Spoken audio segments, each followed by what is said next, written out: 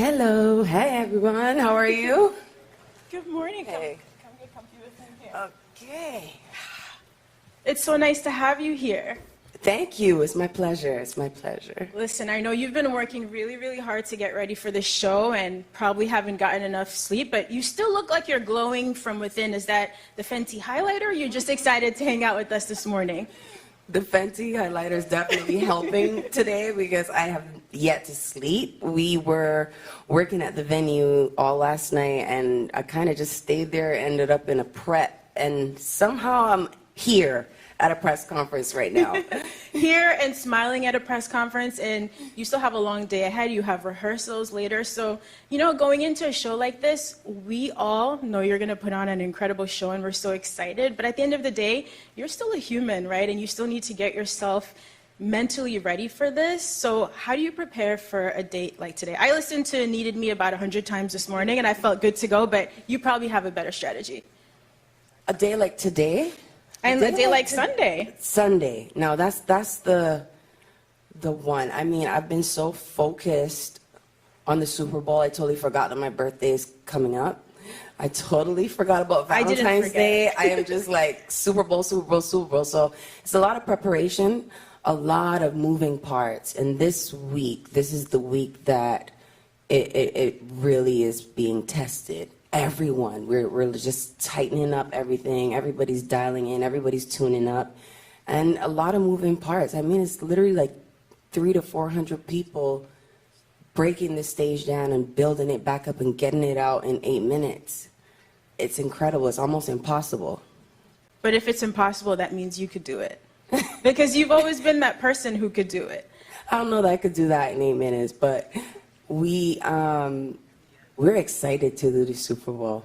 We are. We've been working on it for a while, and every day it just gets closer and closer to the finished product. And today is a really big rehearsal, really important one, so that's going to be crucial for Sunday. I'm excited to see that. And, I'm a big believer in timing, that some of the most special and magical moments in our lives, they line up in a way that I think that we can't always anticipate and predict. It's like the universe knows. So I'm wondering, for you, what does it feel like for this performance to land at this moment in your life and in your career? It feels like it could have only been now. Yeah. I mean, when I first got the call to do it again this year, I was like, you sure? Like, I'm 3 months postpartum. Like, should I be making major decisions like this right now? Like, I might regret this. But when you become a mom, there's something that just happens where you feel like you could take on the world, you can do anything, and the Super Bowl is one of the biggest stages in the world. So as scary as that was, because I haven't been on stage in 7 years, there's something exhilarating about the challenge of it all. And it's important for me to do this year. It's important for representation. It's important for my son to see that. It is. You make taking on a new challenge look easy. And I know that it isn't, because again, you are a human being, but you've always seemed so brave and, like one to take risks. And I actually want to share something with you, because I think it's important for you to take a minute to reflect, which you probably haven't been able to do because you're so busy. So for anyone who doesn't know, a couple years ago, Rihanna released this beautiful coffee table book, and you got to take a journey through her life. And my favorite part was an excerpt. It was from, I think, her grade school report card. So here's what her teacher wrote about her. She is sure of herself and displays a positive attitude. I still see that today. She's friendly. She takes a leading role in group activities. She expresses her ideas clearly and intelligently, and she's very relaxed in acting out ideas. We have seen you evolve over the years, from your first album to becoming a mom and a businesswoman and a music powerhouse, but you still very much seem like that little girl in that report card. That was trippy to hear you read that out, because I feel like you were kind of describing me right now, especially the relaxed part. That's a Caribbean thing. It really is. Yeah, it seems like your values haven't changed over time, although you've obviously grown in a lot of other ways. It's true. It's true. A lot of my core values have never left me. a lot of the lessons I've learned in my earliest years, I have never forgotten. And I carry them throughout my life and my career. Your work ethic is definitely one of those things. Thank you. You are immensely talented, but it takes a special kind of person to put in the work that you've done over the years, and I think we're going to see that displayed, at the Apple Music halftime show on Sunday. So tell me what it was like actually putting this show together, starting with the set list. You went on this incredible run, I think, from your first album up until Unapologetics, where it seems like you never took a break, you never took some time off. So now that you're a few years removed from all of those songs, what was it like revisiting those to build a set list? The set list was the biggest challenge. That was the hardest part. Deciding how to maximize 13 minutes, but also celebrate. That's what this show is going to be. It's going to be a celebration of my catalog in the best way that we could have put it together. And you only have 13 minutes. That's the challenge. So you're trying to cram 17 years of work into 13 minutes. So it's difficult. But some songs we had to lose because of that. And that's going to be okay. But I think we did a pretty good job at narrowing it down. Was there trial and error? As you started rehearsals, were you running through set lists and tweaking, realizing this didn't work in this moment? Oh, yeah. Oh, my God. There are probably about 39 versions of the set list right now. Wow. Yeah. I think we're on to our 39th. I mean, every little change counts. Mm-hmm. Whether I want like a guitar cut out, something muted, something added, or just put in a whole new song, or take out a whole song. Like, every time I make a change, something has to be updated, and that's a new version. Well, like you mentioned earlier, there are a lot of moving parts to the show, a lot of people involved, but another thing I've always admired about you, it seems like you know the right moment to step in and take control. And I think that's challenging for women. We're always nervous sometimes, me personally, of coming off too controlling or too bossy, but sometimes you know in your gut what the right thing is for you. So how much have you been really getting into all of the details of putting the show together? I'm definitely not one that's worried about coming off too bossy. I've been bossy all my life. Ever since I was a little girl, I promise you this. Like, a hell of annoying too. But I know some people get irritated, but it's writing on me, There are a lot of people who are a part of this show and a huge part of the reason why this show is going to be as incredible as it is. And I couldn't have done it without them. But you know what? At the end of the day, if it flops or it flies, my name has to stand by that.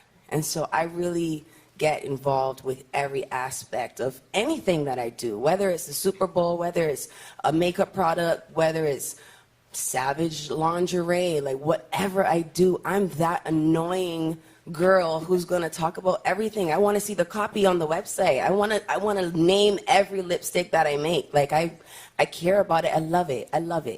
I really do. It all goes back to that little girl. I'm telling you from the report card. Little bossy big head It's girl. really amazing. Bossy in the Still best way here. possible. And so another thing that goes into such a big performance in such a limited time is the physical stamina. Exhaustion is a real thing, right? But then that's something that you have to deal with, and your breath control and dancing on stage and all of that. Especially postpartum, I couldn't do it. Last year after I had my baby, it took me months to wear regular pants again. This is one of those few occasions. So what has it been like physically getting yourself ready for this? The physical challenge has definitely been immense for many reasons, of course. But I haven't done this in a minute. That was first things first. So you're just running around for 13 minutes trying to put like a 2-hour set in 13 minutes, and you're gonna see on Sunday. From the time it starts, it just never ends, and until it's like the very last second. And now I'm saying too much, but it's a jam-packed show, and it takes a toll on your body. It does. You got this, girl. Thank you. And I'm not going Thank to press you to reveal any details. I know we want to keep that under wraps because you've been working so hard. But look, as a Caribbean woman coming from a tiny island like Grenada, you've always made me feel so represented. I've always loved seeing you back home in Barbados at Crop Over. So I'm wondering if you're hoping to incorporate any elements of Caribbean culture in the performance. I mean, that's a big part of why this is important for me to do this show. Representation, representing for immigrants, representing for my country, Barbados, representing for black women everywhere. I think that's really important. That's key for people to see the possibilities. And I'm honored to be here. I'm honored to be doing this year. I can't wait to see it. And we're so excited to have you back in music. Of course we've missed you, but you have a whole human being now to take care of. And I know it sounds like for you, work-life balance was not necessarily a thing because you always considered those the same. But is that different now, having a child plus work? Yes, it's very different. The balance is almost impossible because no matter how you look at it, work is always something that's going to rob you of time with your child. That's the currency now, and that's where it goes. The magnitude of how much it weighs. When you make decisions on what you're going to say yes to, it has to be worth it. Mm-hmm. And this is definitely a moment that's worth it for you, right? For me, like for you, sure. What is the cultural significance for you of performing at the Super Bowl halftime show? I mean, it's a long way from home, right? Yes. It's a long way from home. It's a beautiful journey that I'm on, and I could have never guessed that I would have made it here. So it's a celebration of that. I'm excited to do that, and I'm really excited to have Barbados on the Super Bowl stage. It's a big moment for the whole Caribbean. Look, you have been a global superstar for a long time, but I need to say right now on the record, Caribbean woman, we claim you as ours. That's okay. You better. Now, you've taken a few years off of music. You've been building the Fenty empire, which has been incredible to watch. But now that you're making that transition back to music, you also took some time to just live your life, to just take road trips, like things that you deserved after working so hard. So how was that period, and do you feel now refreshed and ready to get back to music?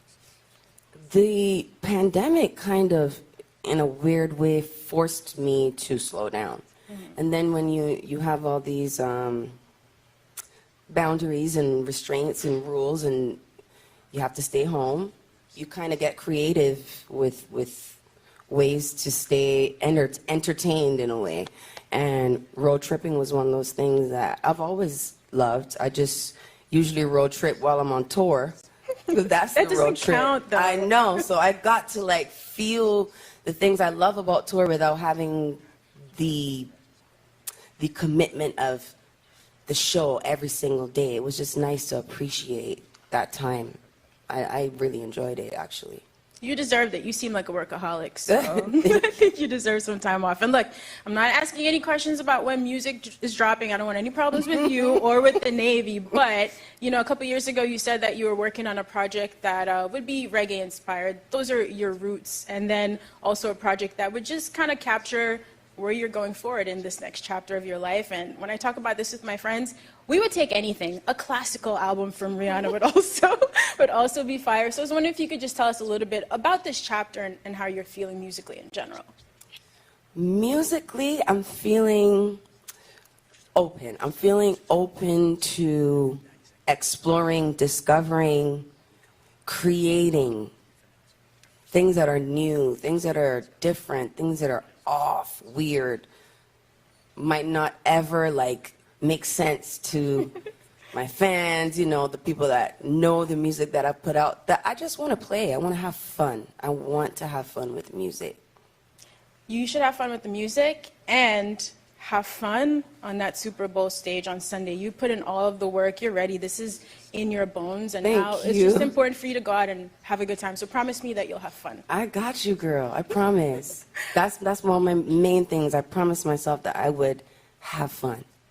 All right, that's great. And now, if it's cool with you, some of your young fans have some questions for you. If you're cool to answer those? Of course. All right, let's do it. So the first question is from Phoenix Children's. Hi, Lisa. I'm from Phoenix Children's Hospital, and I love dancing and playing golf. I also love your makeup. It's so good. Thank you. And my question to you is, what was your favorite album to record? Ooh. Maybe favorite album to record or my favorite album?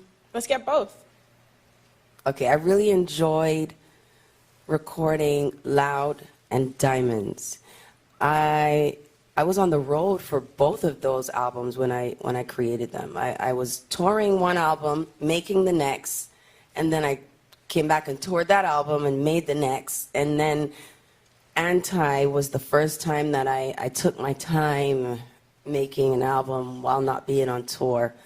And that frustrated my fans a bit, and here I am doing it again to them. But Anti, for sure, top favorite album I've ever made. A great album. Thank you, Anissa. Thank you. And we have one more question from NFL Play 60 Super Kid. Hi, I'm Julia. My question. Hello. And my question is, when you first started pursuing music, what was the most important thing you learned in order to succeed in the industry? To stay humble. Stay humble, because if not, this industry will humble you one way or the other. And, you know, my humility came from my childhood, growing up in the Caribbean, and growing up in my household with my mom. She's a very humble woman. Her mom was a very humble woman. And I've never lost sight of that. That's very important to me. I often fear the pedestal that the world can put you on. And I always want to feel my feet on the ground. That makes me feel safe. Thank you. That was such a great question.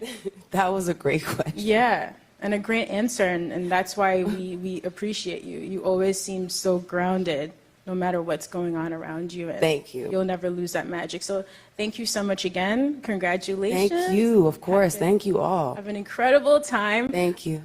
We can't wait to see the Apple Music Super Bowl halftime show. And while you wait, you can listen, watch, and sing all things Rihanna. And shortly after her performance, you'll be able to stream the full halftime show in spatial audio only on Apple Music.